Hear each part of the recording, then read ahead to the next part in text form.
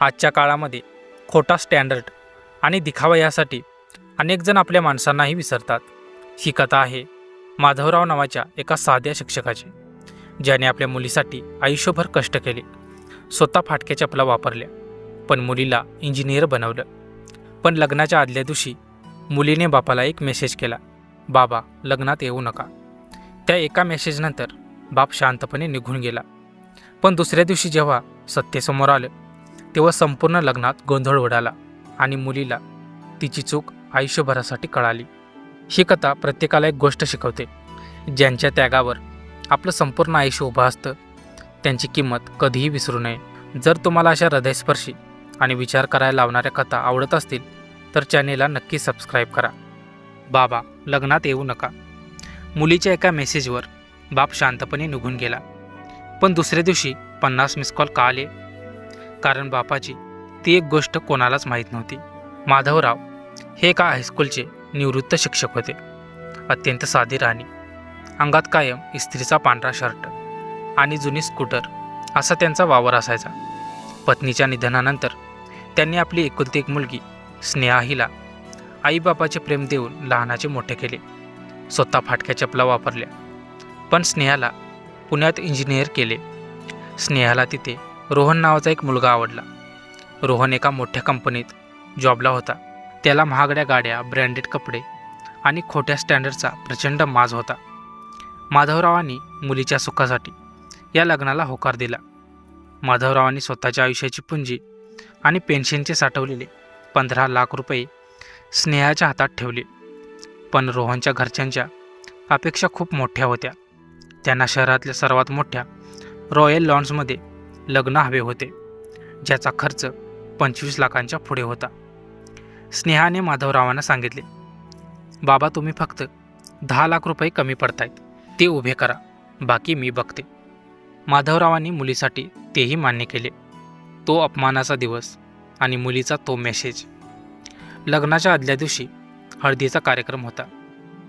माधवराव आपल्या साध्या कपड्यांमध्ये तिथे सगळी धावपळ करत होते.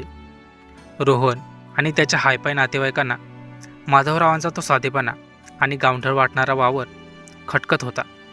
रोहनने स्नेहाला बाजूला नेऊन खूप झापले.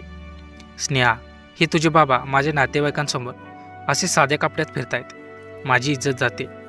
उद्या मुख्य लग्नात त्यांनी स्टेजवर येऊ नये असं त्यांना सांगून टाक. स्नेहा प्रेमात आंधळी झाली होती. खोट्या प्रतिष्ठेसाठी तिने बापाच्या कष्टाला विसरून रात्री माधवरावांना एक व्हॉट्सअप मेसेज केला, बाबा उद्या लग्नात तुम्ही स्टेजवर किंवा मंडपात येऊ नका. माझ्या नवऱ्याला तुमच्या साधेपणाचा तिरस्कार आहे. आमची इच्छा नाही की तुम्ही लग्नात येऊन आमची परिस्थिती खराब करावी. तुम्ही रूमवरच थांबा. हा मेसेज वाचून माधवरावांच्या पायाखालची जमीनच सरकली. ज्या मुलीसाठी आयुष्य वेचले तीच मुलगी आज नवऱ्यासाठी बापाला लपवू पाहत होती. माधवरावांच्या डोळ्यातून एक अश्रू ओघळला. त्यांनी कोणताही वाद घातला नाही. त्यांनी आपली छोटीशी बॅग भरली, आपला मोबाईल स्विच ऑफ केला आणि रात्रीच ST स्टँड गाठून ते मुकाट्याने आपल्या गावी निघून गेले. दुसरा दिवस 50 मिस कॉल्स आणि सत्याचा स्फोट. दुसऱ्या दिवशी मुख्य लग्नाची वेळ झाली. माधवराव कुठेच दिसत नव्हते. स्नेहाने माधवरावांना फोन लावला, पण फोन बंद होता. तिने घाबरून तब्बल 50 मिस कॉल दिले. इकडे मंडपात रोहन आणि त्याचे घरचे अत्यंत रुबाबात मिरवत होते. तेवढ्यात लॉन्सचे मालक, मुख्य कॅटरर्स आणि डेकोरेशनवाले थेट स्टेजवर आले आणि त्यांनी रोहनच्या बापाच्या हातामध्ये थेट 15 लाखांचे बिल ठेवले आणि म्हणाले, पैसे आताच्या आता क्लिअर करा तरच पुढचं लग्न लागेल.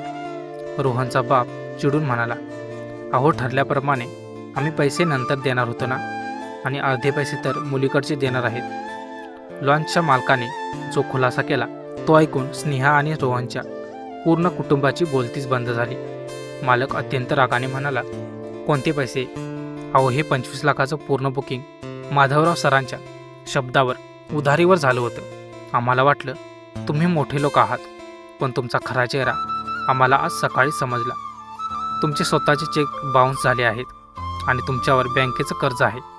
माधवराव सर हे आमच्या गावातले अत्यंत प्रतिष्ठित आणि प्रामाणिक माणूस आहेत. त्यांनी आयुष्यात कधी कोणाची 1 रुपयाची देखील फसवणूक केली नाही. काल रात्रीच सरांचा फोन आला होता की मुलीला माझा साधेपणा खटकतोय, त्यामुळे मी लग्नाला थांबणार नाही. तुम्ही तुमचे पैसे मुलाकडच्याकडून वसूल करा. सर इथे नाहीत म्हणजे आमची कोणतीही गॅरंटी नाही. जो माणूस स्वतःच्या जन्मदात्या बापाला साधेपणावरून हाकलतो तो आमचे पैसे काय देणार? पैसे काढा, नाहीतर आत्ताच्या आत्ता मंडपाची लाईट बंद करतो. खोट्या प्रतिष्ठेचा पडलेला बुरखा. स्नेहा तिथेच मटकन खाली बसली. तिला आता सगळं सत्य समजलं होतं. रोहनचे कुटुंब आतून पूर्णपणे कर्जबाजारी आणि पोकळ होते. ते फक्त खोटा दिखावा करत होते. ज्या 25 लाखाच्या लग्नाचा रोहन माज करत होता ते लग्न माधवरावांच्या साधेपणावर आणि त्यांच्या माणुसकीच्या कमाईवर उभे राहिले होते. आणि ज्या स्टँडर्डसाठी स्नेहाने बापाला हकलले त्या स्टँडर्डची लायकी आज 50 लोकांसमोर चव्हाट्यावर आली होती. रोहनच्या घरच्यांकडे पैसे नव्हते.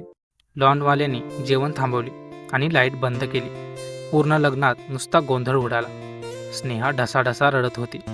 तिने रोहनच्या थोबाडीत मारली आणि स्वतःच्या गळ्यातला हार फेकून दिला. ज्या माणसाने जन्मभर स्वतःचे कपडे फाटले तरी चालतील, मला इंजिनियर केले, त्या माझ्या बापाची लायकी तू काढलीस.